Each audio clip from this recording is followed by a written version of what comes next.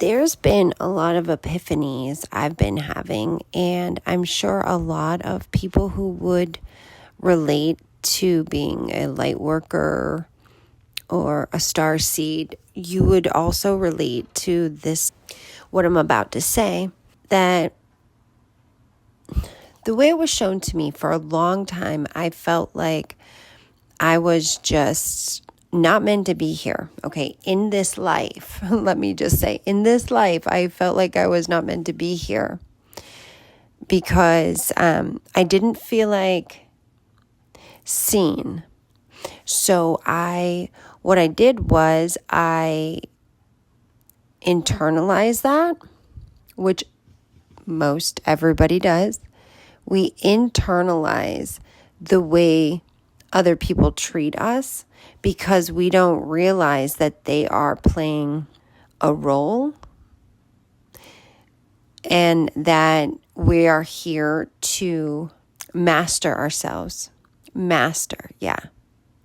Like some of the people you may know, you may have heard of, not know, but you may know, I don't know.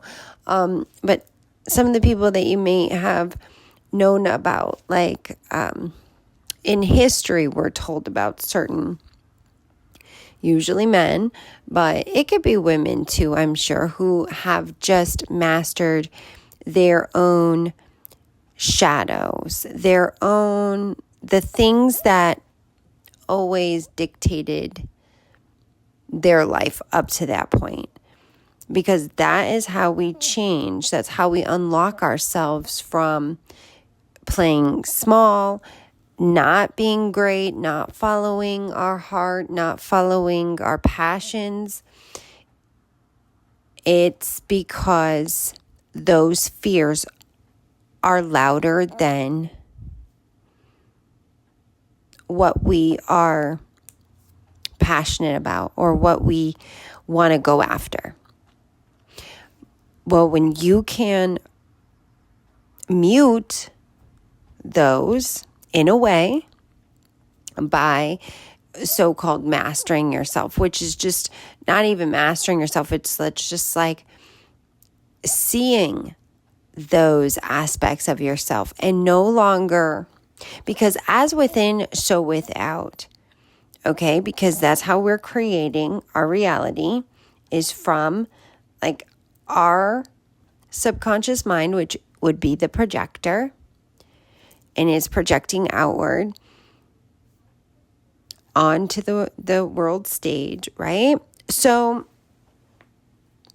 why are we going to get mad at people that we're the ones who are instructing them, who are giving them the role? We're giving them the script to read and to behave and act out, because we can't get out of our own way long enough to allow them to be their real selves. So until, they cannot be their real selves. People can't be their real selves until we start mastering ourselves and stop those other types of projections. Now, at the beginning of this, I was going to say, like, this is part of what we're supposed to be all doing here. It's like an earth school, and with kids, I feel really terrible because they don't get it. And because of the TikTok and the YouTube and whatever, etc., most of them don't know what they don't know. Or they do know, and they're just playing a role according to what you gave them. And then once you supposedly master yourself and overcome all your demons or fears, everything in your shadow, and you integrate it, then those things start to subside and they can be their real selves. That's what I wanted to share, and that is what I'm supposed to be starting to share anyway. Just different things so people don't lose hope or get cornered and keep getting triggered by the same 3D things that keep happening to them, because the 3D things are the things that they're supposed to rise above in order to persist, right? Like, you keep going. You don't listen to the 3D triggers because that is what will keep you in a loop. Okay? That's what will keep you in a loop. If you keep on responding, reacting to, like, unconsciously reacting, getting triggered by, is another way of saying it. If you keep allowing yourself to get triggered by the 3D things that are trying to grab you back down and trigger you on purpose, then you will continuously stay in that loop, the same karmic loop. You won't be able to exit and graduate from that level onto a new level.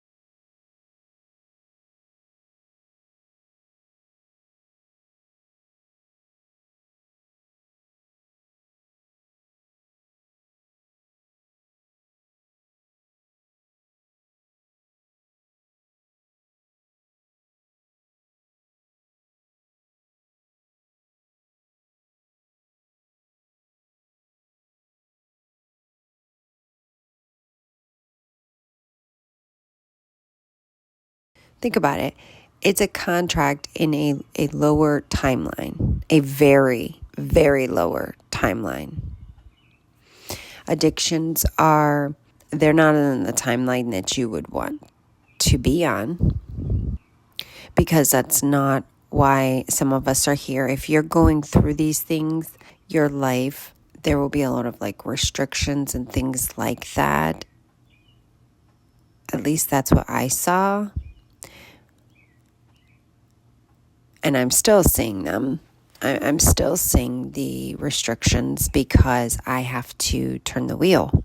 The wheel is consistency. The wheel is showing up every day. But there is no way. I just want to get this point across because it's important to say. If you go to treatment because you were addicted to pain pills, and they don't wean you, not even wean you, because they cold turkey. That's it. They cold turkey off those things. And they give you some other medications for like 5 to 7 days to get you through the detox from the pain pills. It doesn't take long. And then bada boom, bada bing, you are, for the most part, you might not be all the way mentally over the addiction, but physically it is out of your system. Anytime I ran out of pain pills when I was addicted, the withdrawal only lasted maybe 3-4 days tops. For me, yes, it was brutal, but that doesn't mean that it's not something that you can't get past in a week tops. So riddle me this: why in the world, especially professionals, like, and nothing against regular, if you weren't what I'm saying is, I worked at a hospital, a very highly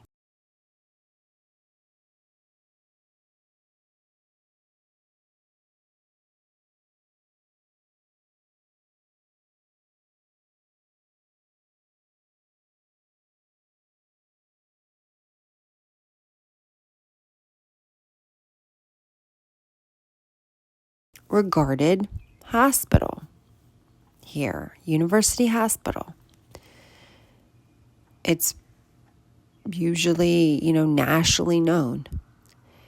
They were the ones who sent me, because of my insurance, I was sent to their treatment center, which, guess what it was? It was a Suboxone clinic.